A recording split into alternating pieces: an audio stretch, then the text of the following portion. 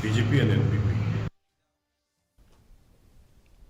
UMLA kanongpo bat ubalongru u chairman ka Meghalaya Health Advisory Board uba Meril Bon CM ula kubur bakadon ka Jingduna ki doktor bat ki nurse ha civil hospital nongpo.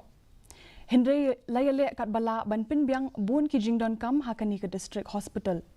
Uni UMLA ula ong bashan on sa pintre kam no eko operation theater ha civil hospital nongpo.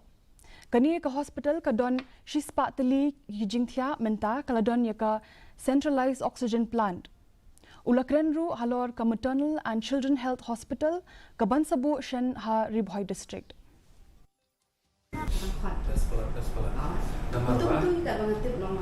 Issue has been raised in the meeting in the past also with regards for more equipments that has to be set up within civil hospital. Where the trauma center also, now the work is on to have a proper operation theater, the OT, blood bank we already have.